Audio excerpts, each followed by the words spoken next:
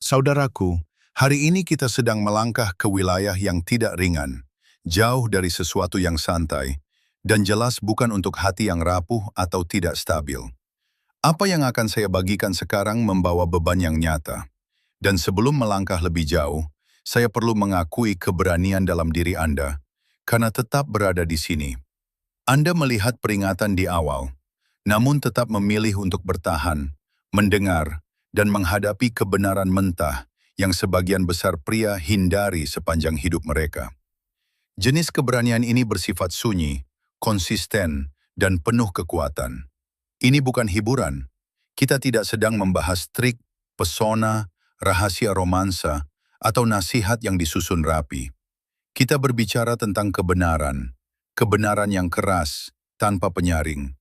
Kebenaran yang bisa mengguncang semua yang Anda yakini tentang kesetiaan, cinta, dan kepercayaan. Kebenaran yang mampu membuka kembali luka yang sudah lama Anda kubur. Luka yang Anda kira akhirnya telah sembuh. Namun terkadang, saudaraku, untuk benar-benar bertumbuh, kita perlu kembali melihat bekas luka itu dan memandangnya sebagaimana adanya. Apa yang akan saya sampaikan bukanlah cerita yang dilebih-lebihkan demi mendapatkan penayangan. Ini bukan fiksi. Ini lahir dari penelitian, dari rasa sakit yang nyata, dari suara-suara pria yang terdiam dan memikul penderitaan mereka dalam sunyi. Selama berhari-hari, tim saya dan saya mengumpulkan realitas ini, bukan demi popularitas atau angka, tetapi demi pria seperti Anda.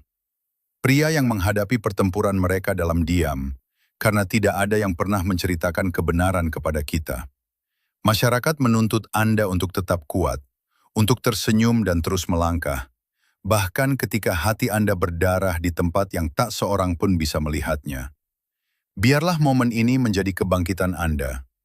Jika Anda ada di sini, bisikan pada diri sendiri, "Saya melihat kebenaran."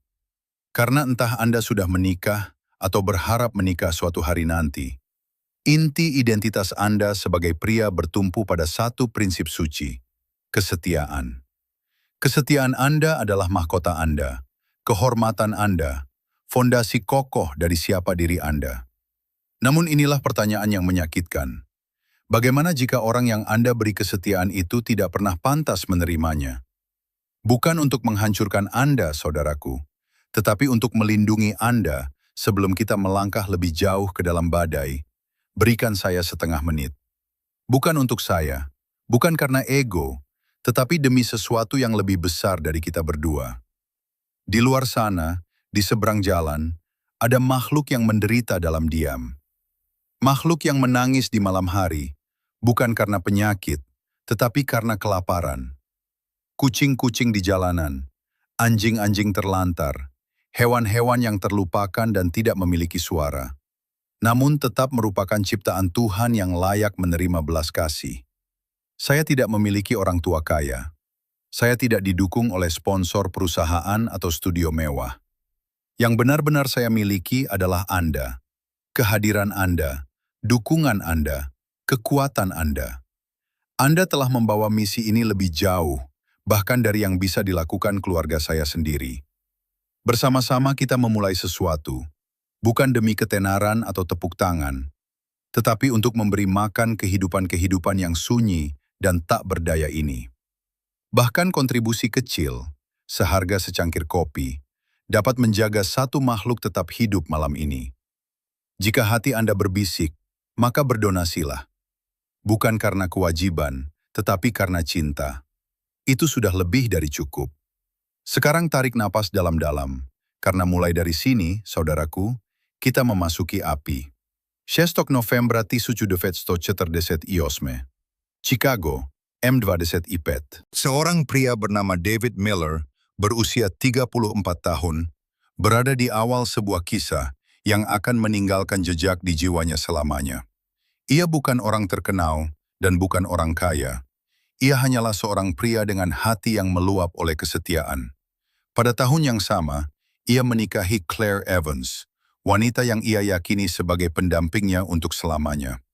Itu bukan pernikahan karena paksaan, bukan pula sesuatu yang dangkal. Itu adalah cinta sejati, dalam, dan murni. jenis cinta yang diimpikan para penyair.